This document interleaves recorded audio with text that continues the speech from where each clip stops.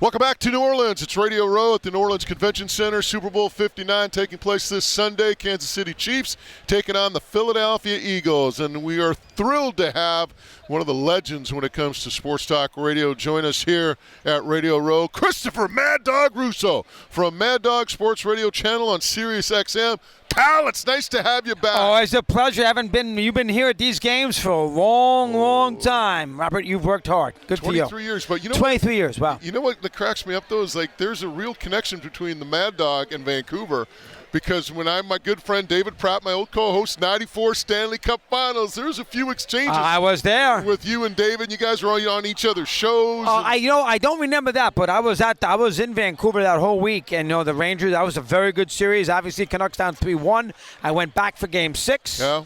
So that Saturday night when the Canucks thought, the fan base thought they had won the Stanley Cup. Guys, you got to win Game 7 in New York. That's not going to be that easy. Hey, you got that extra day's rest. Yeah, we did. That helped. That helped Keenan and because that was Saturday. We played Tuesday, and they won 3-2. And the Rangers, who had two very easy series to start the postseason, 4 and then 5. They had obviously the great series against New Jersey, where they had to win Game 6 with the Messier guarantee. Then the series against you guys, Trevor Linden, and the Canucks. And I enjoyed that because we had the Knicks at that time too. So we had the Knicks in the final and the Rangers winning it. Knicks get to Game 7. So we were in Houston and Vancouver. The Knicks played Indiana in the semis. So we were all over the place the spring of '94. I'll tell you what, that was so crazy. Such a time. 30 for 30 actually wound up doing like they did in ESPN 30 for 30 on that whole period. That right? whole period. It was a big time in New York. I went to about 30 games in about a 2.5 month period.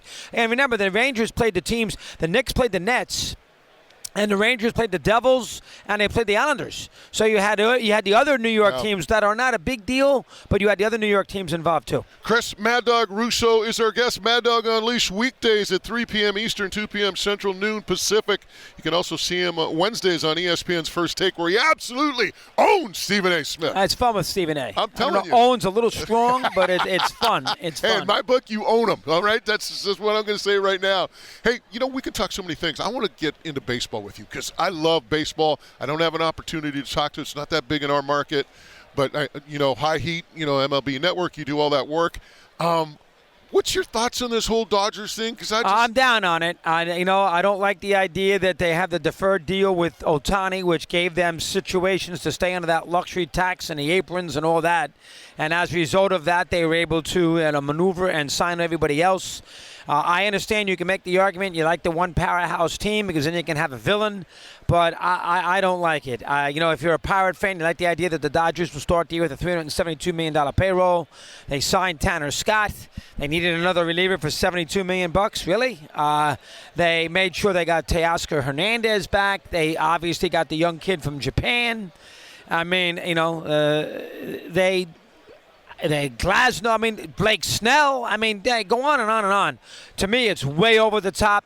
I know baseball is very concerned by it, but until they get this situation organized with the next labor agreement, which will be after the 26th season, where they might try to do something about it, especially the deferred payment plan, because it's not good. And I tell Manfred all the time, and he knows the other sports have salary caps. Why can't baseball? Football, the biggest sport in the world outside of some soccer, they have a salary cap. The NBA's got a salary cap. The NHL's got a salary cap, and baseball doesn't. Baseball is free agent. Baseball's postseason is, it's sort of it's very unpredictable, so they get a break because they don't have the same team win every year, and they're not dominant with the one player a la the Chiefs with Mahomes, an NBA team with Jordan. But the bottom line is the Dodgers and the Yankees and teams like that with all the money are going to be in the postseason every year. And, and they have a chance to win a championship while teams like the Pirates, and unless you're in the right division, the Pirates, the Reds, the teams, Tampa, and all these bad teams will never have a chance on a day-to-day basis. I don't know how they're going to fix it. You need a cap. The union will never agree to it, but I do not, get back to the original question, I hate what the Dodgers did. I hate what the Dodgers have done, but I don't blame the Dodgers. No, it's not the Dodgers' fault. The rules allow it. It's a sports fault. Right. To me, it's the Major League Baseball. Absolutely. It's not the Dodgers' fault. Yeah, no, they're playing by the rule. They got a good farm system. They draw 50,000 a night. The weather's good. Great ballpark. The fan base is soft. I mean, they're not going to go out. It's not in New York, Philadelphia, Boston. That's a hard fan base. They turn on you in a second. The Dodger fan base does not turn on their players. So if you go for 30 slump, nobody's going to say anything. They like that too. They know they're going to play every day, and they got a great team. So they got it all going right now, LA. No question about it. Christopher Mad Dog Russo is our guest. Headlines: Mad Dog Sports Radio channel and Sirius XM. Of course, Mad Dog Unleash weekdays at noon Pacific. This game itself, Patrick Mahomes, a lot of people talking about his greatness. There's one thing that I kind of look at Mahomes right now, and, we talked about this a little earlier with a few other guests. Is Mahomes the all-time greatest, not quarterback, but clutch quarterback?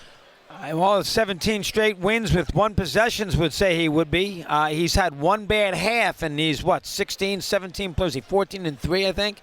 And he's had one bad half. It wasn't his fault losing to Brady either time. The offensive line in the Super Bowl was terrible. He had a bad half against Cincinnati when they lost, and the Bengals then lost to the Rams. He had a bad half there. He played very poorly in that half.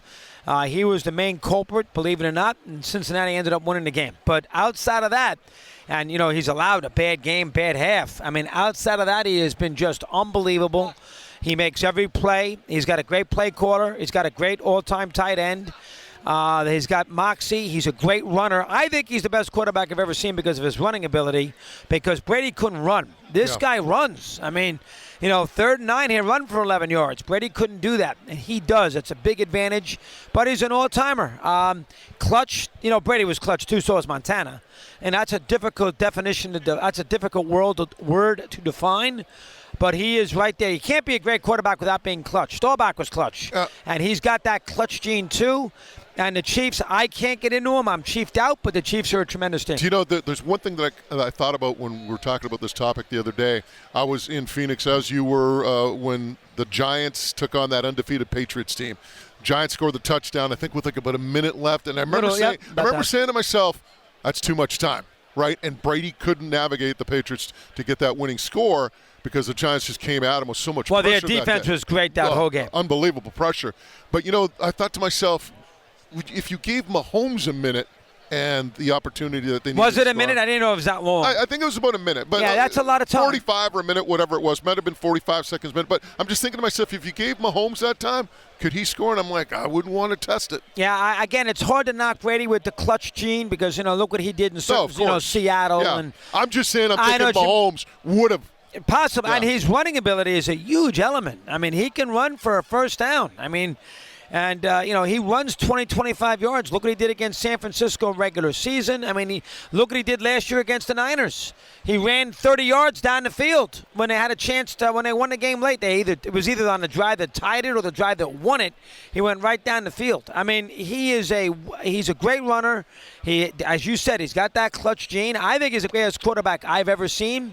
And I know you can't put him on that level yet because he's got 3 Super Bowl rings and Brady had 7 for 2 different teams. So he's got a ways to go before numerically he catches them. But just to watch him play, I think he's the best quarterback I've ever seen. And again, for the Eagles to win this game, they're going to have to at least contain him. And I don't know if they're going to be able to do that. Does he catch Brady or pass him? That's it's a 7. He needs 5 more to do it. He'll win a couple more. Will he get to over the top? It's a big ask. It's asking a lot. And he's about 29 years old. Got about 10 years left. Not impossible. Now, Reed probably won't be there for the whole career of his.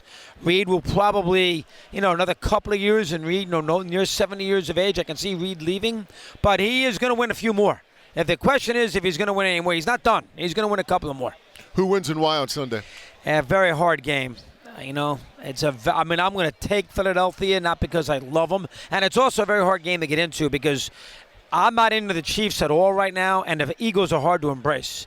There's no... You're from New York, of course they're hard to embrace. For the rest of the country, too. There's no Eagle fan anywhere else but in Philadelphia. The fans are obnoxious. The city can be a pain in the neck. There are no Eagle fans. I don't know anybody in... Wichita who likes the Eagles. Hey, I know a guy in Vancouver, one of our top sponsors. He likes huge Eagles fans. Oh, well, there you go. They're there, but not in a large amount. Yeah. But I will. Here's the stat that I'll give you that Matt Patricia gave it to me the other day. The last team to have the number 1 ranked defense and the number 1 rushing attack in a particular year in the same season, and the Eagles have both, were the 92 Cowboys, who won.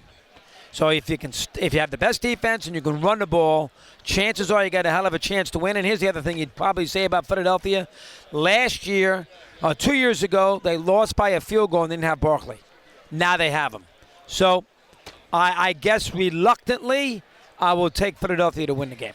Reluctantly. Mad Dog, thanks so much for stopping by. Christopher Mad Dog Russo, of course, Mad Dog Sports Radio channel on Sirius XM. Mad Dog Unleashed, weekdays, you can hear it at noon Pacific, and again, Wednesdays, ESPN First Take. It's a thrill to have you. Great to have you with so us. Much. Great to be here. We love you. You've been here a long time. Thank you, my man. I appreciate it. All the best. You got it.